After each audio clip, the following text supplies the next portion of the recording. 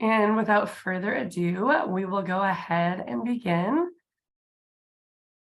And I'm going to let Dr. McKinney introduce herself and our slideshow.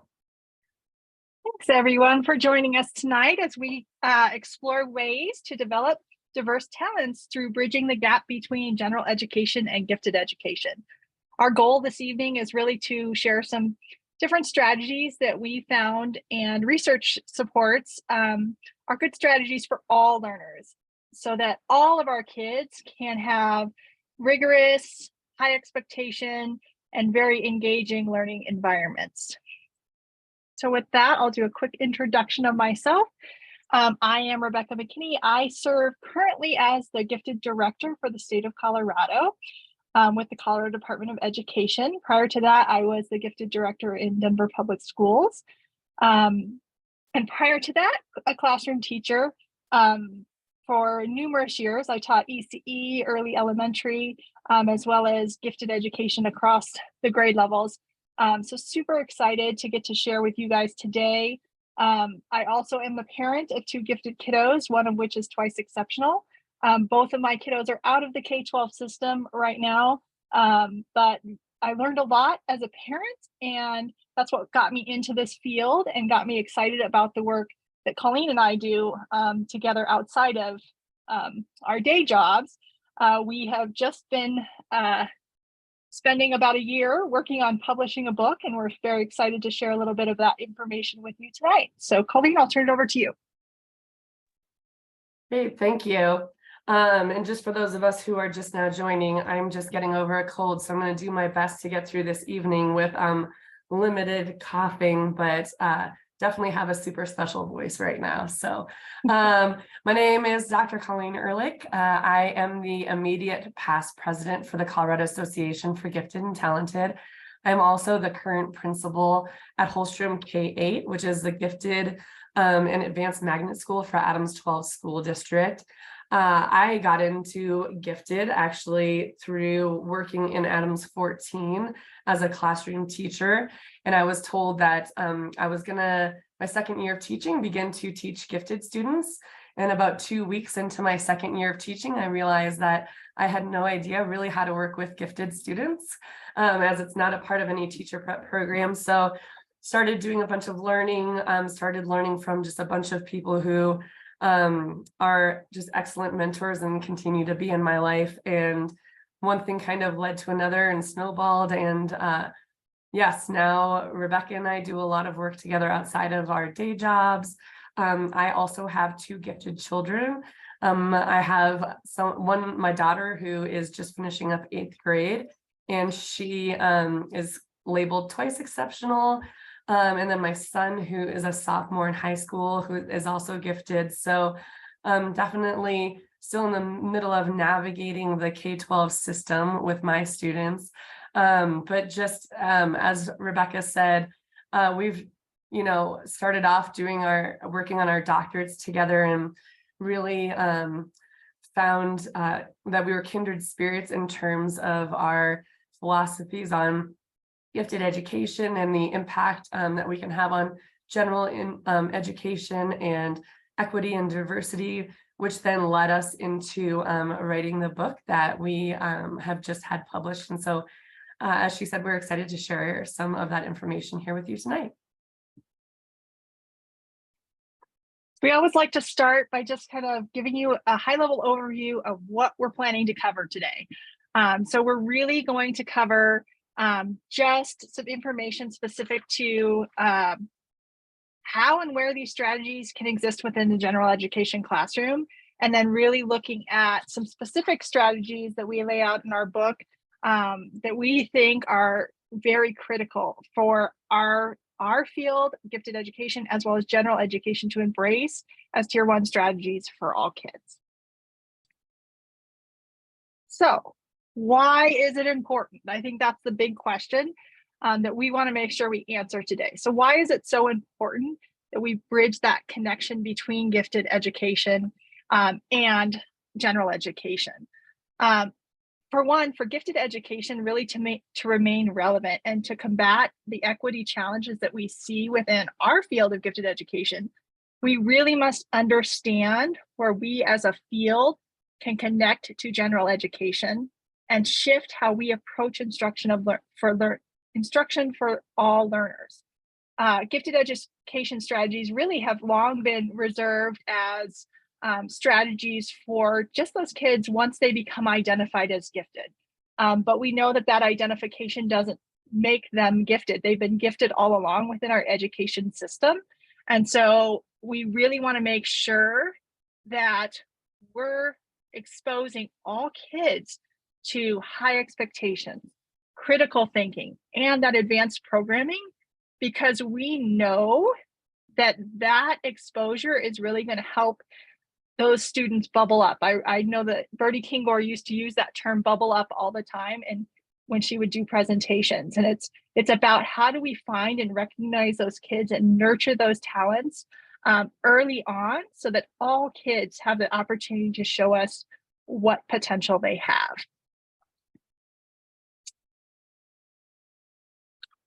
So really digging deeper into that why.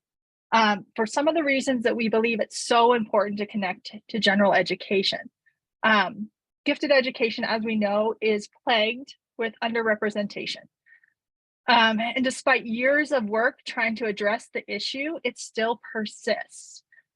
For example, universal screening is one of those strategies that we use frequently in gifted education to try and identify more diverse students. Here in Colorado, of course, we've been doing universal screening for a very long time, and we still have gaps. So universal screening alone really is not going to solve our problem of underrepresentation. We need to attack it from multiple avenues and multiple ways so that all of our kids can show what they're capable of. So a lot of our kids we miss with universal screening because they just haven't had the opportunity or the access to really dig into high-level thinking, that critical thinking. They haven't had the high expectations that are going to allow them to demonstrate their abilities on some of the assessments we use. So not only is gifted education plagued with some of these gaps that we see, but we also see gaps in general education that are rooted in long-standing practices of focusing on remediation, low expectations for some of our kids, and systemic oppression that was built into the way our education system was created. So therefore, by addressing Tier 1 instruction for all, by expanding these opportunities for all kids, then educators can really begin to tackle those gaps, tackle those inequities that we see both on general education and on gifted education, and really work together to solve the problems that we're both facing.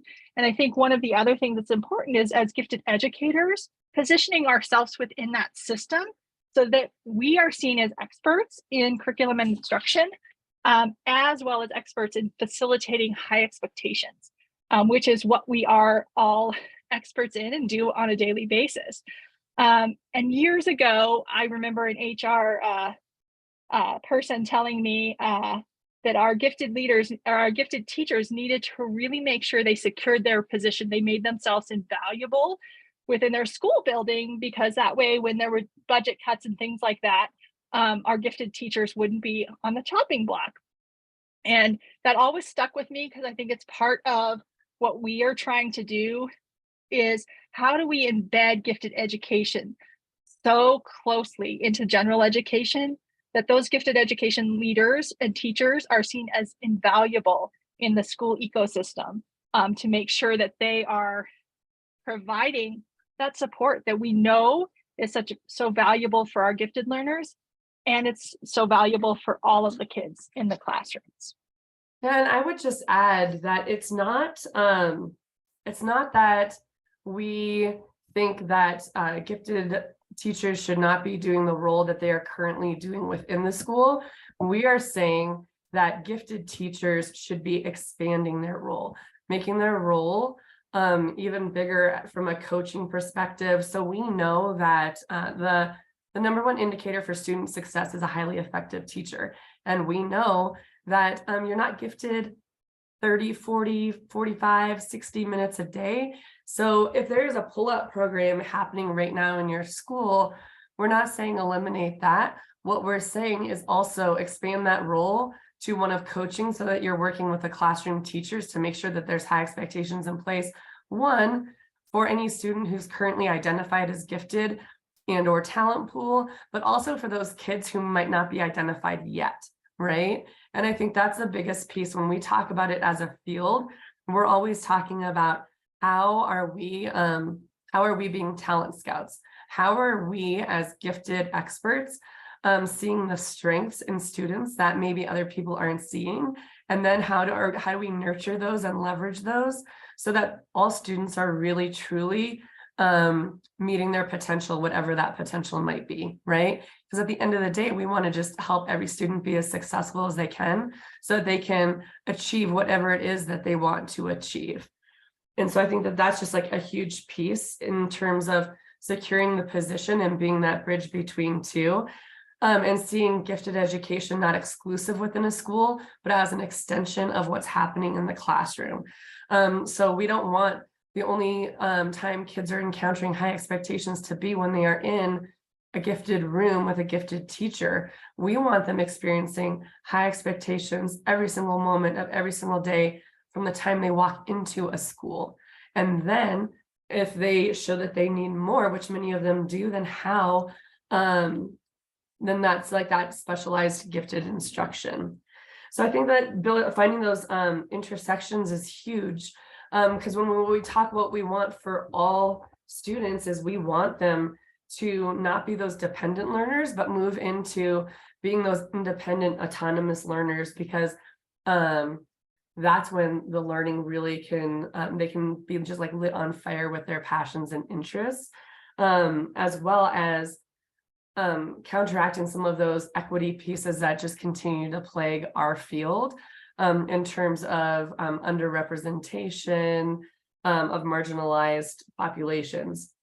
And I think, we'll be talking about it quite a bit, but if you go to the next slide, Rebecca, oh, we changed the slides, sorry. Just that idea that the key to differentiate is to support meeting high expectations, not to differentiate through lowering expectations. So that's like the number one piece that we never want to do when we're talking about differentiation is we never ever want to lower our standard, our expectations for students. We want to think if we have high expectations, so if we're planning to the top and we're in a general ed classroom or we're working with a general education teacher, how do we make sure the expectations are high and that we're supporting all students to in time meeting those expectations? Yep, and this quote really resonates with our philosophy, and I think it's just something to be mindful of, right? It's not the flower's fault that it's not blooming. We don't blame the flower. We look at the environment and thinking about that as we think about education. How is it that we can change the things that we're doing so that our students, the flowers that are sitting in our classrooms, can grow to their full potential and can blossom and can reach that ultimate goal, the outcomes that they want for themselves. And so what we want to do is like really think we can't solve the challenges and the gaps that we currently have with the same strategies that we've been using because we know they haven't worked. So great opportunity for us to look at things a little differently and see how we can change outcomes for kids in a different way. So as Colleen and I have been working together, some of the things that we really felt were critical when you're looking at what strategies do we typically use for gifted, and those of us who have been in gifted education know gifted strategies are really just great teaching strategies. And so as we were looking at strategies we wanted to identify, and we felt in our experience, in our time in the classroom versus and our time, as leaders, and seeing other teachers in action and making really impactful moves for kids, what were the strategies that we really saw that changed outcomes for kids? Also looking at the research too. What is the research that supports different uses of different strategies and the impact that those have? So we combined all of that together and identified these strategies. Now, the first one, student voice, is not specific to gifted education. I'll talk about that in the next slide. But we'll go through each one of these and give you a little bit of reasoning as to why this one works, why it will work as a tier 1 strategy, and some other high-level information about the strategies. So, like I mentioned, student voice isn't specific to gifted education, but we feel like this is the most foundational strategy that needs to be embedded into every classroom.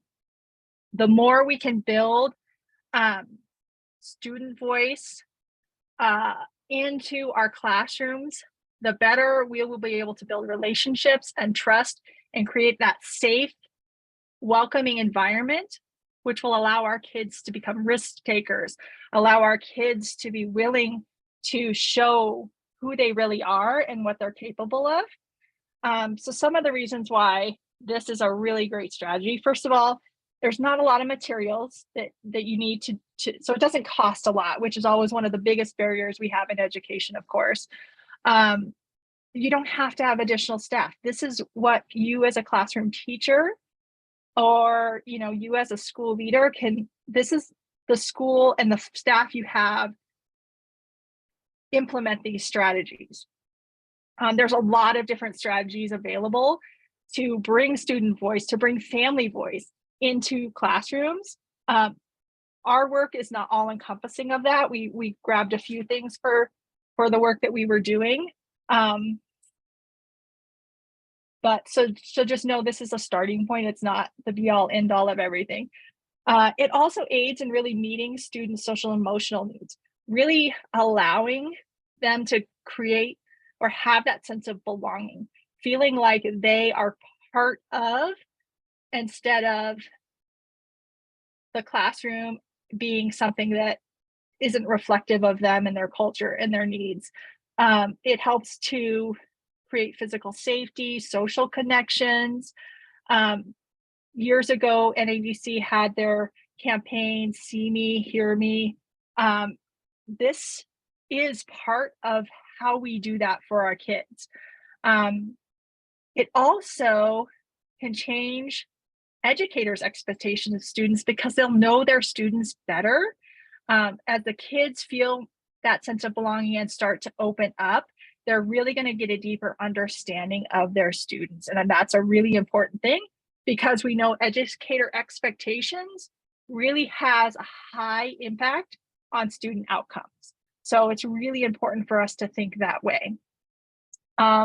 Specific student benefits, I know I mentioned a couple, but it really helps build relationships not only among educators and students, but among students themselves and families, because everybody's seen and recognized, and connections that might not have existed before can be recognized.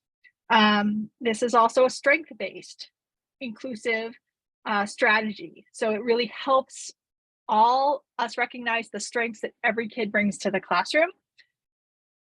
And this also helps students recognize that they're bringing something that's of value to the classroom. And in doing that, it builds their internal motivation because they recognize that this is a place for them. Ultimately, Zaretta Hammond really said it best when she's like, ultimately, this work builds trust, which is built through those relationships between educators and students. And without that, you're not going to be able to push your students to reach their fullest potential. So by building this classroom where student voice is such an integral part of the environment in which we're operating, we're really going to be able to take that next step and really push kids. Colleen and I both believe that without this as a foundation, a lot of the other strategies we're going to talk about are really much harder to implement. And so I just wanted to kind of kick us off with that, and I'll turn it over to Colleen, who will dive into rigorous assessment. Yeah, and I think just one more piece on student voice. I think as a building principal and former classroom teacher, but definitely being in the classroom is always, the top of my mind and very close to my heart. It's like the building that sense of belonging and giving students a voice in the classroom, having them be a part of creating the classroom community, having them be a part of creating the school community, building that really strong sense of belonging really does make it a safe place to make mistakes, to learn and grow, not just academically, but in terms of like that whole child approach. And I think that we don't have enough time to go through all of like the strategies in the book, which is why we just kind of decided for this Conversations with CAGT to focus in on like why we selected the strategies that we selected. But the huge piece is that when if you look into the book, or if we do another Conversations with CAGT in the future, so much of this is creating that classroom culture and community that is also heavily reliant on student discussion, because the listening and speaking and helping students do that and communicate well, and also actively listen to one another. They're just such huge lifelong skills, and truly putting them in the position where they're learning from one another. And then we as teachers are more that facilitator piece. But we'll move on to a rigorous assessment. So the quote: "With assessment for learning, the educator intentionally assesses what students know, understand, and can do to plan instruction for individual learning and growth," because ultimately, that's what this is all about, right? Each student's individual growth. And what we dig into is not just individual growth in terms of academics, but also in terms of the affective needs and the social emotional skills, which for us includes a huge piece of the executive functioning. So how are we collecting data, not just on what they're learning, but how they're learning and what skills they're currently bringing to the learning? Because again, when we're being really intentional about how do we build independent learners, then it's absolutely critical that we are recognizing like what they're able to do and what their next step might be, not just in, phonics or in informational writing or in, with fractions, but also with task initiation, also with organization, also with emotional regulation. How are we doing all of those that we can then be responsive with our instruction to the students? Because ultimately, another quote that I love is that assessment is one of the keys to accelerate learning. So if we want to accelerate learning and accelerate learning for all, then absolutely we need to know where are they within each progression, so that then we can address it. And ultimately, that's what rigorous assessment does. It creates alignment, not just between with the standards, but also alignment with who the student is and what is their name, strength, and need, and what do they need next. It supports differentiation because, again, it is impossible. I've never really seen it happen where people truly differentiate without really strong assessment practices. It promotes alignment and clarity and feedback, because with that assessment comes that teacher clarity, which then we can pass on to the students through our feedback about this is where you are, this is what you're doing very successfully, really lifting that up and then saying, and here's your next step, and here's how I'm going to support you in doing that. And then therefore really supports efficient targeted instruction, and obviously with assessment, that data-driven instruction too, because we always want to be mindful that and reflective on, is what we're doing working, and how do we know as teachers? So it's truly a part of that just culture of continuous learning for students as well as for teachers, because that's a huge part of it too that we talk about in the book is, Hattie's research behind what supports students in terms of their own growth and achievement.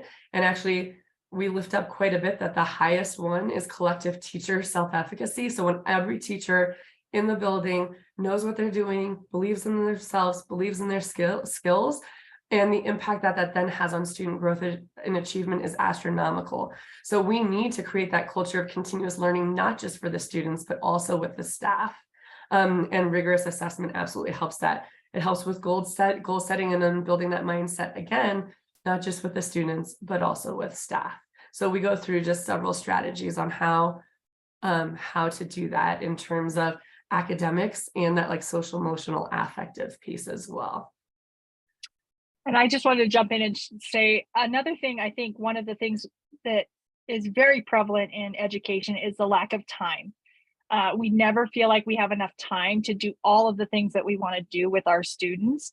And we specifically positioned rigorous assessment in our book early on, because we definitely feel like by conducting assessments, by knowing where your kids are, like Colleen said, it actually buys you time because you're able to target the skills and the strategies and the content that your kids need to master still, and be able to look at those things that they've already mastered. So you can really be intentional about how you're using your instructional time, because time is one of those things that is so scarce in education. And so that's one of the reasons that, to me and to Colleen, the use of assessment and pre-assessment is so critical in general education as well as in gifted education. So those two are kind of like, building the foundation for your classroom or school, depending on your role, making sure that you know the students by name, strength, and need in all ways. And then we get really into those GT best practices. And how do we implement those as a tier one for all, knowing that that differentiation absolutely can and should and needs to occur. So concept-based instruction, the strategy shifts the focus away from that content-only approach and focuses on understanding a determined concept and the relationship between the concept and the content. So when we think about it,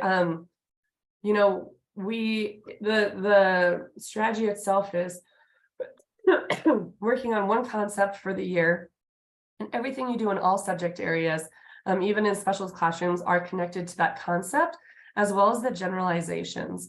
And it really begins first though with taking the students through a protocol so that they are the ones who are creating the generalizations, again, so that you're building that student voice, so that you have that student discussion, so they're a part of it and they're owning it and they understand it at a much deeper level, and they are making the connections, so that ultimately, as they're just walking through life, they're seeing all of these different connections to the concept and the generalization.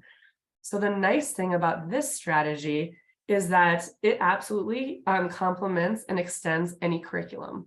And so any curriculum that your student or your school or your class is currently using, this can just be layered right over it. There are very minimal materials required. Ultimately, I could complete this entire strategy the entire year with one piece of chart paper and one marker. That is all you need to do this. Because of that, there's no additional staffing required. So it doesn't hinge on, are we going to be able to hire this person? Oh man, we're getting, we're in declining enrollment. Are we going to be able to afford this person next year? There are so many implementation options.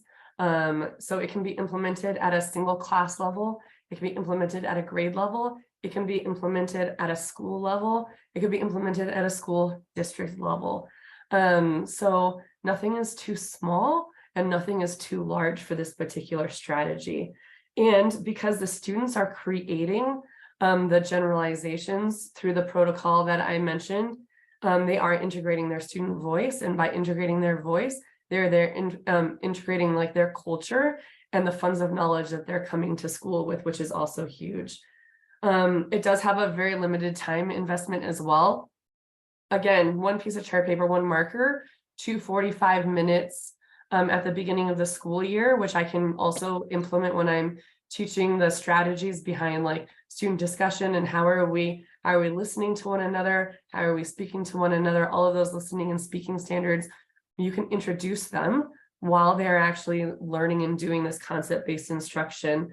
And then after that, it's a matter of like making it a habit, and you're constantly going back and using the concepts, using the generalizations to really go through and just analyze that content, right? And so you're using it as a way to critically think about the concept, and we also are about the content, but also we know that transfer for content does happen at that concept level.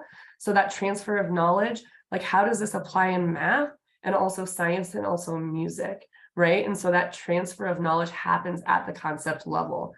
So it also helps with that transfer of knowledge.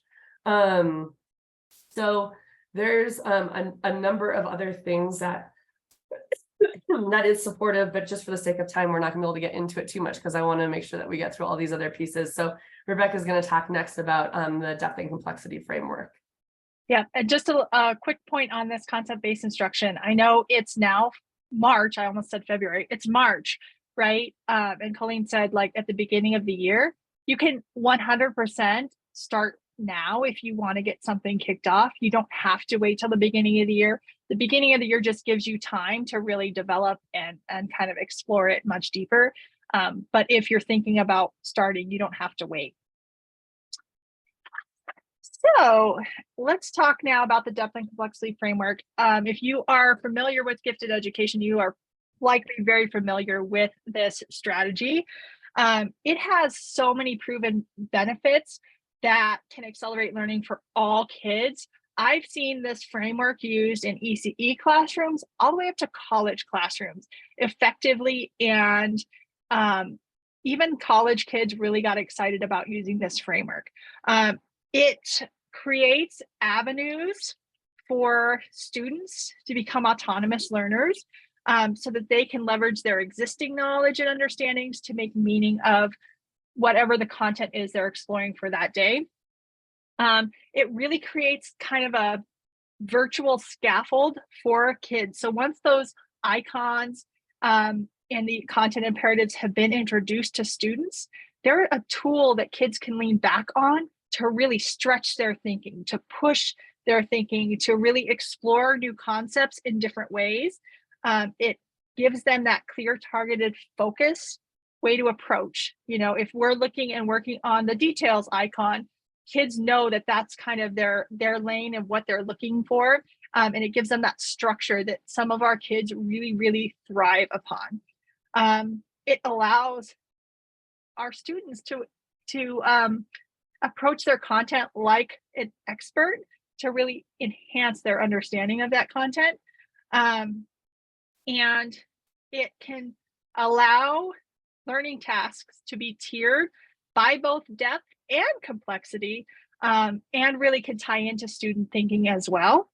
And it brings students' experiences into the classroom by allowing for relevant real world connections, going back to that student voice, right? You see that through thread that we have in all of our strategies. They're really heavy on making sure student voice is first and forefront in the classroom, and that students are the driving force. They're the ones carrying the load of learning, and it's not reliant on the educators to bring all of that to the table.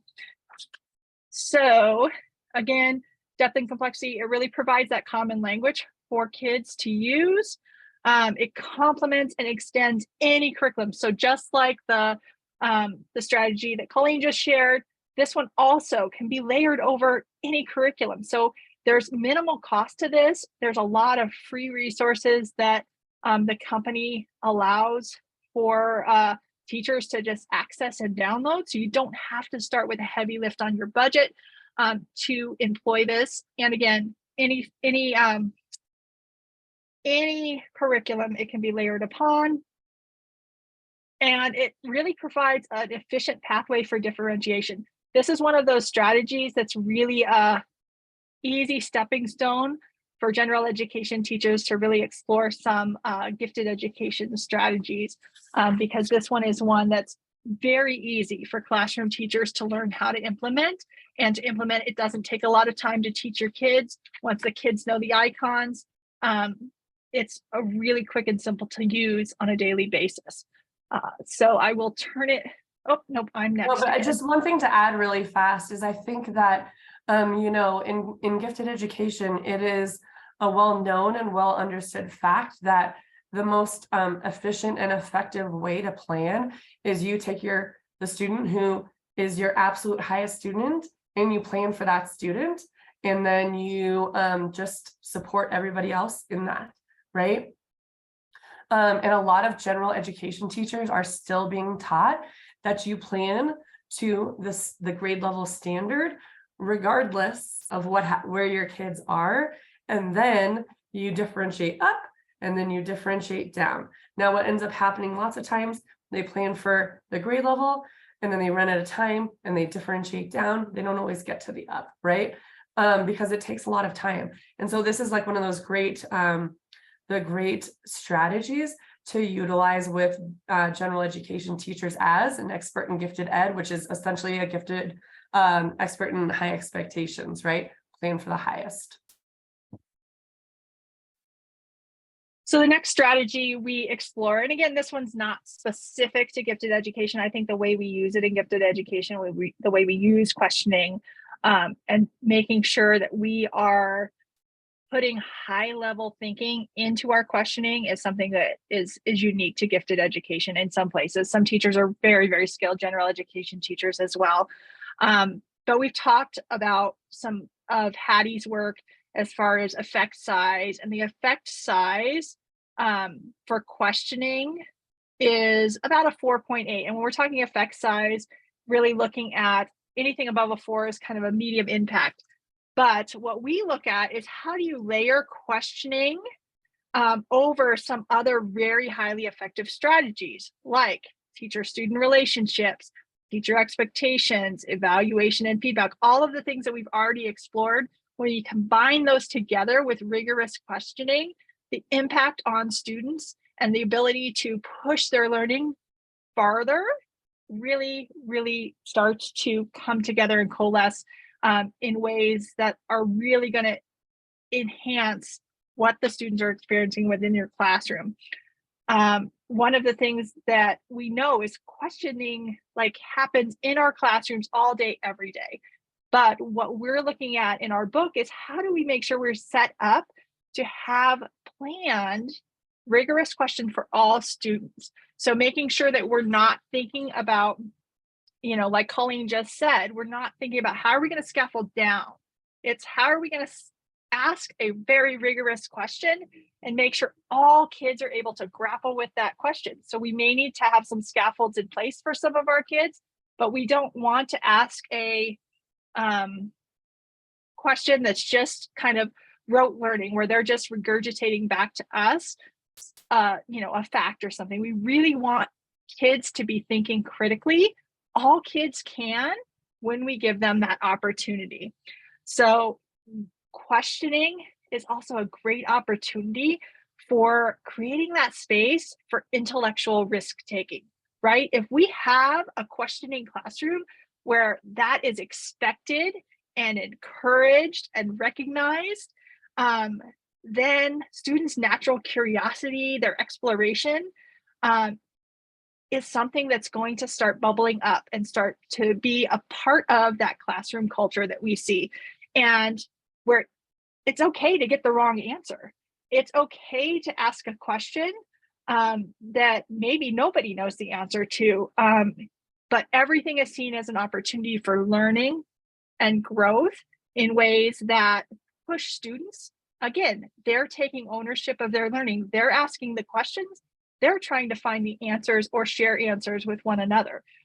So again, it's a great opportunity for students to make that shift from dependent, where they're reliant on the teacher to kind of fill their bucket, to where they're actually actively engaged and actively seeking to fill their own bucket and not reliant on some outside teacher to do that work for them. Yeah, so I think ultimately, right, when we wrote this book, the first 2 chapters really are that building that foundation, exploring those gifted best practices, and then how do we synthesize that together in the last 2 chapters? So the rigorous questioning, and then now the curriculum compacting.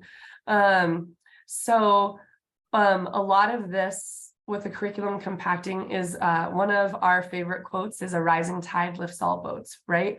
It speaks to what expectations does, what high expectations do to not only a classroom, but to a school, right? And we are firm believers that as gifted educators, you guys are the experts in high expectations. So then how do we get that to permeate through the entire school environment? And what happens is once it does, then we will see that a rising tide lifts all boats. Yes. And because students are unique and individual, some students are going to need more than others. And when we're talking about more, we don't mean another worksheet, right? So what do we give them that is going to fill their own bucket, that's going to give them that interest and that passion, and will have them progress as individuals, right? And when we're talking about curriculum compacting, to take it back to that rigorous assessment, we're not just talking about what they need to learn, but what skills do they still need around how to learn. This is not that you put them on a plan and they go in the hallway, or they go down to the library and they do it and then they come back and present to the class, right? This is them actively being a part of creating a plan that shows that is based in that assessment, that they know the knowledge that they already need to know in terms of what will be the rest of the class will be covering, and will therefore not be sitting through the same content again, being bored, but will be doing something else while that curriculum is being taught, that the teacher will be conferencing with them, will be working with them and supporting them in their own learning, being that reflective partner in it. So this is huge because it maximizes the efficient use of existing resources. It increases engagement. It decreases behavior, because again, any student who's not engaged and is bored, we've all been there if you're a classroom teacher, and what that can mean for the classroom environment and everybody else's learning. It supports educators in meeting the needs of all students. It's actually, once you especially get used to it, helps you utilize time much more efficiently. And it builds really strong student confidence and a sense of belonging in the classroom. That's saying, okay, you see me, you know that in this science chapter, this is like my jam. I've got this, I know it, I learn about it, I read about it, I watch documentaries on it. I know more than what this classroom, the standards are expecting me to know. So within this content area, these are the questions, the unanswered questions that I want to learn about, because I already know what it is everybody else is going to be learning, right? And side note, if you are actually doing rigorous assessment and you pre-assess the whole class, which you absolutely should, and they all know it, that does not mean you curriculum compact with each individual plan. That means your curriculum compact in the whole class, right? And you are moving on to other knowledge that they do not already know, which again just goes down to individualizing that whole piece. Yep. And I think a big thing for us is we're not reserving this for those kids who have that gifted identification, because you may have a kid who's got really deep knowledge in one specific area of, say, the science curriculum, for example. So that's where that assessment, like Colleen mentioned, is so critical, because you may have a kid who's not identified as gifted, who really needs compacting, especially when you're setting high expectations, creating a rigorous classroom. You're going to see that more often in more students. So just wanted to share that. Absolutely. And I think, in terms of that, like the rising tide lifts all boats, that whole idea that high expectations through a high ceiling must be available for all students, right? And also that the key is to differentiate to support meeting high expectations, not to differentiate by lowering expectations, right? We have to keep those high expectations absolutely in place.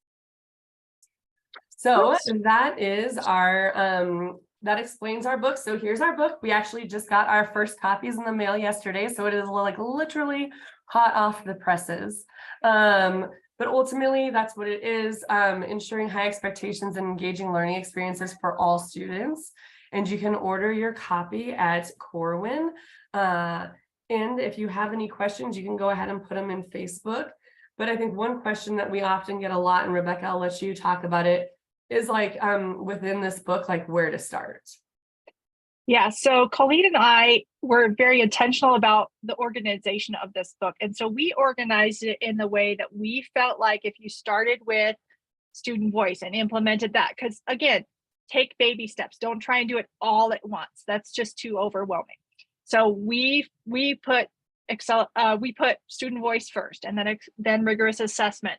And so we kind of built the book as a kind of a way for you to take and start with one strategy. Once you've mastered that, then you can move on to the next one.